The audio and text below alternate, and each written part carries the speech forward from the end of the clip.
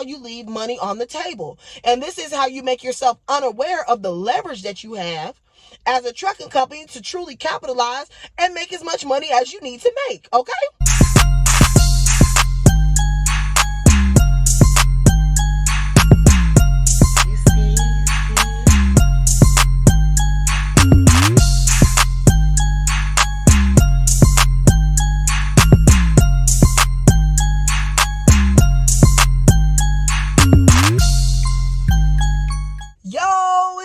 LMT, and we are back with another video. Welcome back to the channel. Please like, comment, share, and subscribe so that those in the trucking industry can really get to this long money. So we're going to hop right off into this content, and today we're going to be talking about how to book high paying loads and also how to negotiate, understanding your leverage, and how to make sure that you are getting the maximum amount of money for your load. So first things first, the first thing that I want to tell you guys is know your areas. Know your lanes, know what area you are operating in to book these high paying loads, right?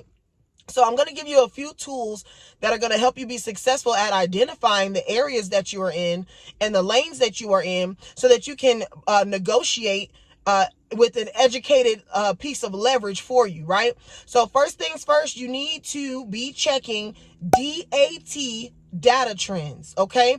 You can go to Google, type in DAT data trends, and you will be able to look at the average rate by the region for each area that is on the map in the United States, okay? You'll also be able to break it down into 3 different equipment types. So you'll have access to flatbed rates, you'll have access to van rates, and you'll also have access to reefer rates. And this is going to give you the average. Now, this is updated weekly, and if you guys don't already, get your 30-day free trial with DAT at the bottom in the description box below.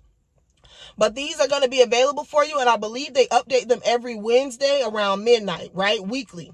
So this needs to be a common practice for you if you are a dispatcher or if you are a trucking company that is booking and securing your own freight, especially if you are utilizing the spot market. When I refer to spot market, that is the word I like to use instead of load boards because, again, spot market is the overflow or where they post the loads that go on the load board, right? Those will be considered spot market freight. Okay, so make sure that you are checking into that DAT data trends every week so you understand and know what regions you need to be keeping your truck in off the bat when you're going in and trip planning for your carriers or trip planning for your trucking company. Okay. Another tool that you can utilize, now this may be a little bit more on the pricey side, but you can definitely utilize FreightWaves Sonar. So this software gives you really detailed information. It lets you know tender rejection rates, and you guys can check some of those other videos so that you can get your terminology up to speed. But it's going to give you a lot of information that you're going to be able to utilize to make educated decisions for booking loads for your trucking company. Okay. Also, on the DAT load board, I'm going to try to insert a picture of it right here. When you're utilizing the DAT Power load board, okay, the DAT Power, I'm not sure, Trucker's Edge does offer you a 15-day average. DAT Power offers you a 7-day average. And I want you guys to really understand when it comes to trucking or when it comes to any industry, you are only as good as the data and you are only as good as the numbers. So I want you guys to really take it to that next level and deep dive into these numbers and really deep dive into understanding these numbers so that you guys can be making great decisions for your trucking company and continue to make long money. So FreightWaves Sonars, you can reach out to them. They can give you a demo of that software. They can let you know the pricing of that software. And from there, you can decide if that's something that you would like to invest in, so that you can really analyze the data and make smart decisions. So the reason why we want to know the 15-day average, and DAT does provide that, the 7-day average for the spot market rate, they do provide that. The reason why we want to know that is because we want to make sure that when we are booking loads or accepting loads from brokers, that we actually know exactly how much this particular lane is paying, right? We want to make sure that we are getting above average rates for the lanes that we are working on. And if we collectively come together as an industry and we continue to enhance our knowledge, we can have smart negotiations with brokers and really start to close the gap on margins so everybody can win. And that is the ultimate goal, right? So when you are looking at booking loads, I want you to make sure that you are checking the 15-day average, the 7-day average, and that you are making sure that when you are getting a load booked or you're pitching a rate for a load, that you're getting the market value for that load, okay? So those two numbers are going to go into your bookings, right? So you need to know what your cost per mile is, and then you also need to know what the average rate is for said lane that you're looking to travel. Knowing this information is going to help you continue to stay profitable and scale your company while you're utilizing the spot market and load boards, okay? The next thing that I want to touch on is knowing the commodity and its dimensions, right? So when it comes to commodity dimensions, we're talking about how many pallets is this going to take up if you're doing enclosed freight. Dimensions are going to be very big for open deck freight or flatbed carriers, right?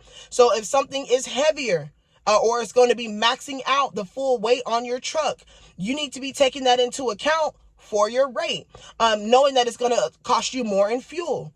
It's going to take you maybe a little bit more time to get that load executed because you may not be able to drive as fast.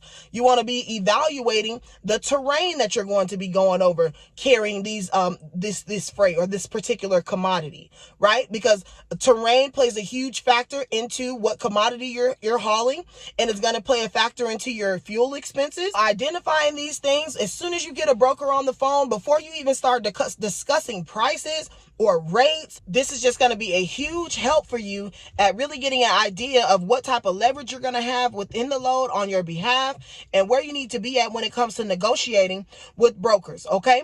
So knowing the commodity and the dimensions, right? And this is especially going to play a part when we're dealing with refrigerated freight, right? The amount of degrees on that load is going to be a big determining factor in the rate that you have. You're not going to charge the same rate to haul something that needs to be at 30 degrees as you would for something that needs to be at negative 10 degrees, okay? So knowing the commodity and what you're hauling, or even when it comes to something with open deck freight or flatbed freight or for hot shots as well, you're not going to charge the same amount for a commodity or a piece of machinery that needs to be tarped as you would for a load that doesn't need to be tarped. So all of these things are going to go in to you looking at what that average lane rate is, right? So when we're going back to looking at the average lane rate, looking at your cost per mile, and then determining what additional services or additional jobs or work that you would have to do in order to get those things done, okay? So all of these things that we're going over are leverage, which are things that are going to allow you to leverage your rates and leverage your opportunity when negotiating with brokers to help them see the value in your company and help them see what you're going to be doing so that they can in return compensate you for the work that you're doing, okay? Also, you want to make sure that you're keeping up with how many pallets or how many pieces are within this commodity, right? You may very well have an opportunity to put something else on your truck, or you may already have plans to put something on your truck. And when you get to the shipper, they tell you, okay, we're ready for you to pick up this load, but it ends up being more pieces of equipment or more of the commodity than what was outlined for you on your rate confirmation. These are all opportunities for you to be able to renegotiate that rate. Now, understand, once you have a signed rate confirmation, that is the agreement for the contract price that you have agreed with this broker with for this particular load or this particular transaction, okay?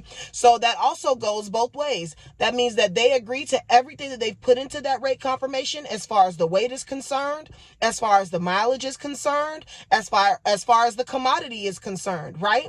So it is your job as the carrier company or your job as the dispatcher to verify all of this information and make sure that they are upholding their end of the contract the same way that you as the carrier must uphold your end of the contract. So if you get to the load, or if you get to pick up or at the shipper and realize that the commodity is different, or the amount of pieces is different, or the weight is different, these are all things where you need to be getting back on the phone with the broker prior to you pulling off with that load and letting them know, hey, on our rate confirmation, it spells out this.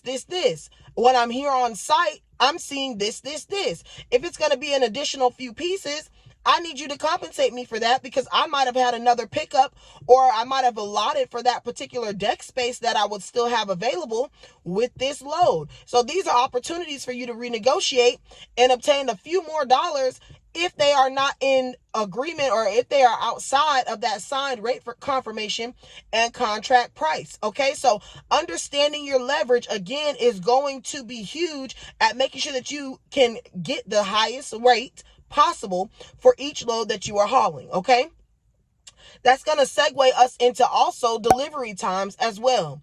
So whenever we have a load, sometimes we'll see loads that may need to be delivered the next day. They're not, or a day after the next day, if they're not straight through. And I really want to break down to you so that you guys have a full understanding. So if you have a load that you're picking up one day and it's 2 days out for delivery, those can be considered partial loads, right? Or if it's not a partial load and it just needs an additional 2 days outside for delivery, they need to make sure that they are compensating the truck for that day that you will be out of commission. So if I pick up a load on Wednesday and I can't drop that load off until Friday, that means that Thursday I'm going to miss revenue by not being able to pick up another load and have that load dropped off. So in the time from Wednesday to Friday, I could have completed 2 loads, but now, since it has a delay of drop off, I can only get 1 load done, right? So who's going to pay for that missing day? Because ultimately, and check out the trip planning video as well, we need to be dropping Monday, Tuesday, Wednesday, Thursday, Friday. 5 drops for the week will help you to achieve your weekly gross goals, okay? So if a broker has a load that does not drop the next day, or if it's going to take, if the mileage is more and it's going to take a couple of days for you to drop off, you at least need to have a threshold, right? I remember at one point in time when I first started, it used to be at least $1,000 for the day. Now, since inflation, fuel prices are up, maintenance costs are up, parts are up, everything is up, these rates have to go up as well. So you may not be able to take anything less than $1,400 or $1,600 for the day, depending on the amount of trip miles and the mileage and things like that as well. So make sure that you are taking these things into consideration and using them, again, as leverage when it comes time for you to book and negotiate these loads. That is going to be super, super important, okay? Also as well too, if it's going to have multiple stops, if I have to go pick up at 2 or 3 different locations, and then I have to also drop this load off at 2 or 3 multiple locations, okay, I need to be compensated for that. Start and stop traffic. Is it inner city miles? Am I going to go through a lot of red lights? Am I going to have to take an alternative route because they don't allow trucks with my clearance level, or they don't have clearance for me to travel on these roads, right? So all of these things play a part in how you make up your rate and how much you pay, or how much you allow them to pay you for that rate. Remember, you set your price. It's your truck, right? So you want to be within reason of the market averages, but you also need to be making sure that you are getting your full worth for that vehicle, okay? The next thing that I want to cover is making sure that you understand the difference between touch freight and no touch freight. Okay. And so this is a big deal for me. As I tell everybody, right, as you, as a carrier or as a driver, and from even as dispatchers, I want you guys to know this as well.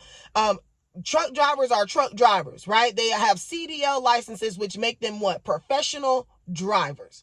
That is your job description. You are a professional driver. In the event that you have to get out here and touch some freight, you need to be compensated for that. At a lot of the shipyards, receiver or shipper, they have guys who handle lumping, or lumpers, or yard guys that help assist loading and unloading, or they have staff that works in that warehouse that helps assist with unloading and loading, and they get paid, okay? They ain't loading and unloading trucks for free. So you shouldn't be loading or unloading trucks for free. You should be charging a rate. So you also want to make sure that you get clarification before you book the load. Is this going to be touch or no touch freight? Am I going to have to touch this freight? If I'm going to have to help unload, I need to be compensated for that. If I'm going to have to help load, I need to be compensated for that, right? So make sure that when you're getting on the phone with these brokers, you are collecting all details of the freight, right? Maximize those conversations. Trucking is very fast paced. Very fast paced. You get on the phone with these brokers and they spin you out information like they at the auction. Right? It's gonna be two skid steers, da da da, blah blah blah blah, giving you all these dimensions, giving you all this information, and they go fast paced because so many people may be calling on that particular load, and they're just trying to move it, right? The broker's job is to keep their customer happy and to make sure that the customer's freight is secured from point A to point B. That's what they care about. Okay. So you as a carrier, you need to make sure that you are taking your time when you're dealing with these brokers. You are collecting all of the information. And this is a key component. You need to be asking them what the commodity is. Asking them exactly pick up, drop off times, getting those exact, making sure there's no appointment, making sure you don't need to touch the freight, making sure that you know the dimensions, making sure that you know the weight. And when they send you your rate confirmation, you need to be verifying that against what they spoke to you on the phone. If you see, and dispatchers as well, do not miss this piece, because this is how you leave money on the table. And this is how you make yourself unaware of the leverage that you have as a trucking company to truly capitalize and make as much money as you need to make. Okay. So I just wanted to give you guys these few tips. If you need any trainings or mentorship, look at the description box below. And as always, let's get to the long money. Gang, gang.